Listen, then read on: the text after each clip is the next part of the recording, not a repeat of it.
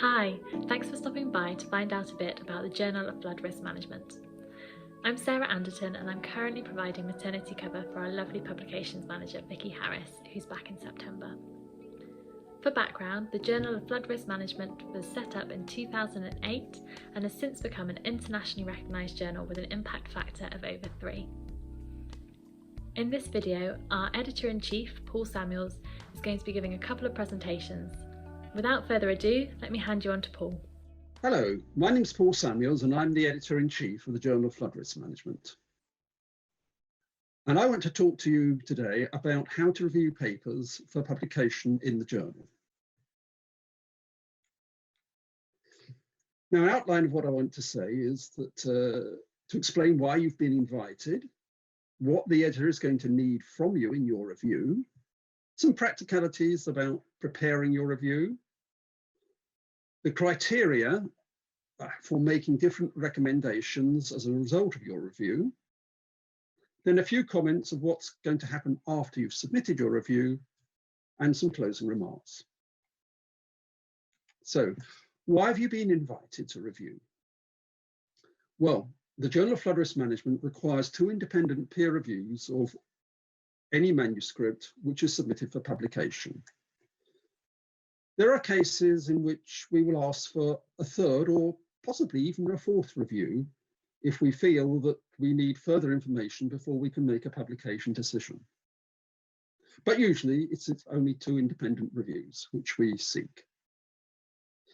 Now, the associate editor who's in charge of the reviews will have identified you as having experience and expertise because of several reasons. Firstly, you may have submitted something to the journal. You've maybe cited in the manuscript which we've received for review. You may have acted as a valuable reviewer before. We do try to limit the number of times we ask our experienced reviewers to act for us to only maybe 3 or 4 times a year at the most. It may be that you've written relevant publications in the area, or your name is in our database of reviewers, which we've prepared from people who've undertaken reviews and submissions to the journal over the past 10 years or so. Now, what does the editor need from you? Well, first of all, I would say a review that is submitted on time, but this is negotiable if you are pressed when the review invitation comes in, and you can say, well, can I do it in, say, 4 or 5 weeks rather than the 3 which we normally ask for. Now, we seek an informed and unbiased professional opinion of the paper. So if you're unfamiliar with the topic, do turn down the invitation. And I think you can say why you're turning it down is that this isn't really in your topic. And if you do have a record in our database, if you have an account with us, make sure that your keywords of experience and expertise are up to date. We need from you also confidential comments or opinion on any issue that you do not wish to mention openly to the authors. This could be, for instance, alerting us to the potential for plagiarism in the paper.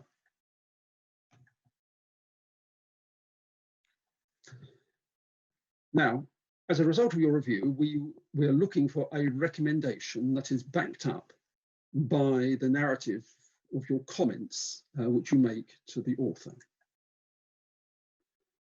You should identify important issues which are in line with your recommendation, and you should also suggest changes in detail. That's down to maybe spellings or rephrasing, particularly at the minor revision stage.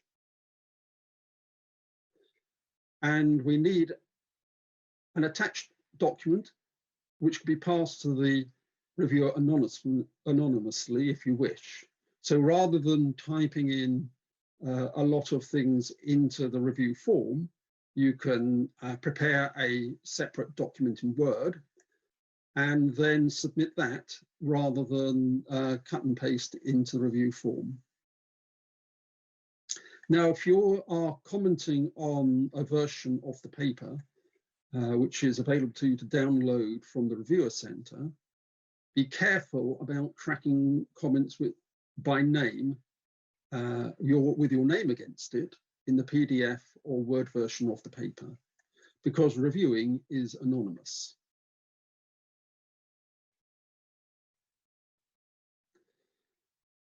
Now, your primary role as a reviewer is to assess the scientific and practical merit of the paper.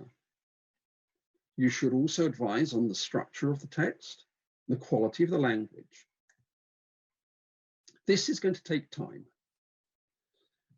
And I think you need to set aside several hours in order to do the task. When I've reviewed papers, which I've done for more than a decade, I need to maybe put aside anything between 2 and 5 hours to prepare a review. Depends on how you find the paper and how familiar I am with the topic.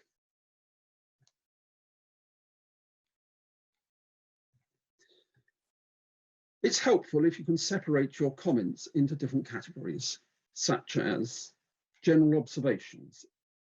Is it in scope for the journal? Is there innovation here which would warrant publication? Then you should list key areas for correction and improvement. And you may wish to give a list of minor corrections to language and formatting and things like that. When you prepare your review, it's helpful for the corrections and improvements to be referenced to page and line numbering or section number of the paper for each of the points you raise. That will help the author respond to your review. And I think that if you're preparing a document with your review in it, that's probably best in MS Word or another word processing application, then saved into PDF form, which will protect your anonymity. Now I want to turn to the criteria for recommendations. There's quite a lot here. So I'm going to start with when you should recommend reject. First of all, you should recommend rejection if there is plagiarism or other fraud. In other words, it is not genuinely new work and it's not being passed to someone else's work, being passed off as their own. Now, next thing is the work should follow good scientific practice. So if the methodology is not sound, then you should then recommend rejection. It could be that the topic of the paper lies outside the scope of the journal. It could be that if somebody's writing in English as a second language that you don't really understand and the language issues are so severe that they will need to be corrected before you can give an honest opinion of the value of the work. You should recommend reject if there is no evidence the paper makes a really distinctive contribution to flood risk management, knowledge or understanding or practice. We don't want to just publish the same material, the same type of material that is already out there for people to read. You should recommend rejection if there are serious faults in the work which lead to incorrect conclusions in any of things like the founding concepts, the basic methodology, the analysis, or the mistakes in the empirical evidence which have been collected.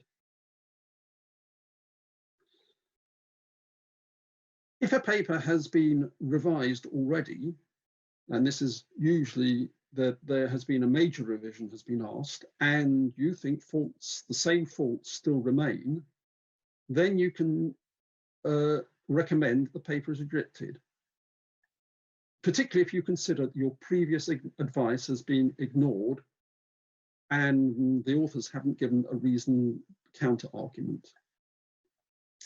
As a reviewer, I am irritated if the authors do not take on board what I say and either explain to me why I am actually incorrect and the author's opinion should stay, or make the change which I've asked for.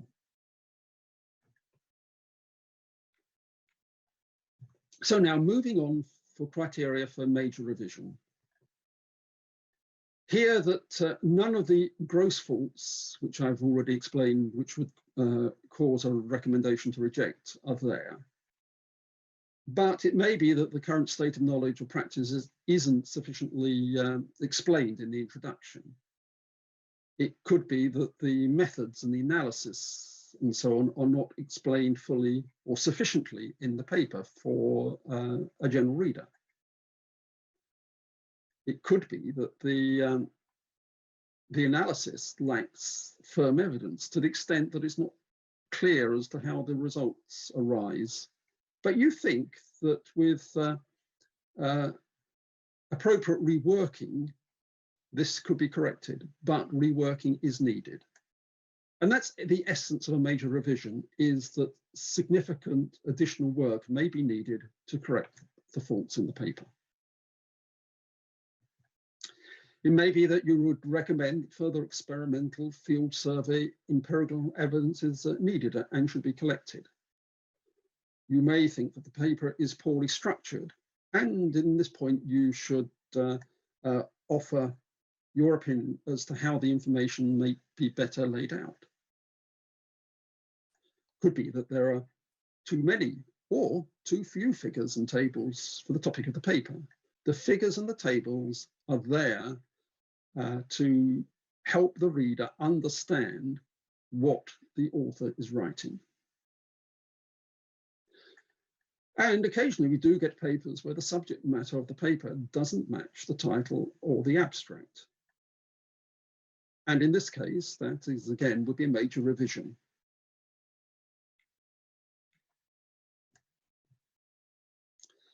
Now, turning to the language, it might be that the paper you think could be substantially shortened without changing the essence of what is being said. So the language could be verbose, there's unnecessary padding. And if this is your opinion, then perhaps you should be giving some examples, quotes from the paper and say how you would rephrase it. But there is no need to go all the way through, but provide some illustrative examples to let the author work on it. It could be that the language is difficult to understand, it's not idiomatic. It could be a problem with translation. And again, sorting out translation problems is probably a major revision. Could be that the paper actually reads as if it's a different sort of document altogether, such as a consultancy report or a conference paper. And it could be that although the content in general and the topic is appropriate, it hasn't been restructured into a journal paper rather than a consultancy report. And for a conference paper, a journal paper based on a conference paper probably needs some new information, enhancement and justification, because the two types of paper are actually different. The first is to a conference paper, you would intend to generate discussion at the conference and get questions which you would answer. But in a journal, you should be trying to think of what those questions would be and give enough information in the paper for the audience to understand it. It could be that the conclusions, which are written at the end of the paper, aren't supported by the analysis in the main body of the paper. The conclusions shouldn't really introduce anything new, but they should collect together the important points which are in the body of the paper. The conclusion, if there is new points, can be produced in a discussion with appropriate external references to back up the comments which are being made. It could be that despite shortcomings in data, methodology, results, and so on, you think the paper has sufficient potential for publication once all these other issues are satisfactorily resolved. In that case, you should recommend major revision. Now, moving on to minor revision. Well, there should be no serious methodological concerns at this point. Some restructuring of contents and figures could still be needed. The authors may need to put their research into a broader context, probably in the introduction. The authors need to highlight more clearly the originality of their research and hence their contribution. Quite often you find that the author has less of a view as to what's new than perhaps the reviewer has. It may be that further explanation is necessary on some points, in which case, as a reviewer, you should clearly say where you expect to have further explanation. It could be that the abstract doesn't include what I call a taster of the key results. Now, the abstract's important because it is what is available most widely for potential readers to see, and if they can see that it contains a result which they're interested in, they're much more likely to read the paper in depth. It could be that the text of the paper doesn't match the title in the abstract, in which case it could be made to match up, maybe just by changing the abstract and the title to be consistent with the body of the paper. Minor revision would be that discussion conclusions don't draw out the key issues, in which case, as a reviewer, you should say, give guidance to the author as to what they should draw out in the discussion and conclusions. You may wish to give some suggestions for further modification and smoothing of the language so that it is not tiring to read or not idiomatic. Now for the, hopefully the place where the author will get to at the end is a recommendation for accept. Well, the text of the paper has to be refer appropriately to the state of knowledge and practice, should be sound in its conception, its methods, the analysis, the evidence that it's gathered. It draws out issues clearly in the introduction, in the written up part of the methodology, and in discussion and conclusions. And the abstract should be a succinct summary of the key results and the innovation in the contribution. Now, it could be that I can still identify typographic corrections which need, or trivial changes in wording which need to be made. In that case, if they, in your opinion, don't require an editorial check, then you could still recommend acceptance, but on condition that these typographic corrections are made. And finally, you should have that your own opinion should be that the paper does make a distinctive contribution to advancement in knowledge, understanding, or practice in flood risk management. It should be of interest to the journal readership, and hopefully it should also have been of interest to you as a reviewer. Well, after submitting your review, you will get an automatic acknowledgement from the journal's review systems, Scholar One. The editor will copy to you the decision email sent to authors so that you know how the editors have viewed your review and told the authors what changes they need to make. If the recommendation from the editor is that the paper should be revised, you may receive an invitation to review the revised version. That's almost certain if there's been a recommendation for major revision, and quite possible if it is for minor revision. Occasionally, the editors will say that the amount of revision needed is so small that the editorial team are confident in doing it themselves rather than engaging external reviewers again. I would say that it is good practice to re-review, and that you might keep a confidential and personal copy of your review notes to aid review. At least that's what I used to do when I started reviewing, but now you should have access to your previous review from within Scholar One. And a few closing comments. First of all, reviewing is voluntary and unpaid, but it does keep you up to date in the science in your area. And I'd say also that it's important as your own continuing professional development. And I'd say importantly that when you're preparing your review, that criticism is most beneficial for the authors alongside with suggestions for how improvement should be made. And when you write papers, you will appreciate the care and thought given by the reviewers. Now, do be careful when asking authors to cite your own work or own publications. It might be appropriate to do this, but it can reveal your identity. You have been asked to review because you know about the area, and therefore it is possible that you have already written things which are relevant to the paper, and it's quite right to identify that. However, don't use the opportunity to review as try to drive citations of your own work. It is quite possible that the editors will reject your review if that seems to be your only motivation in undertaking the review.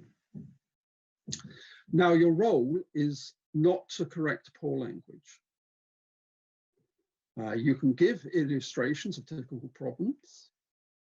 The journal does offer language editing services to help authors. But if you wish to be kind to the authors, you can correct detail if you wish, but it is not essential. Thanks, Paul. I hope you found Paul's presentations useful and enjoyed learning about the Journal of Flood Risk Management. If you've got questions on the journal more widely, please email them to journals@scywem.org.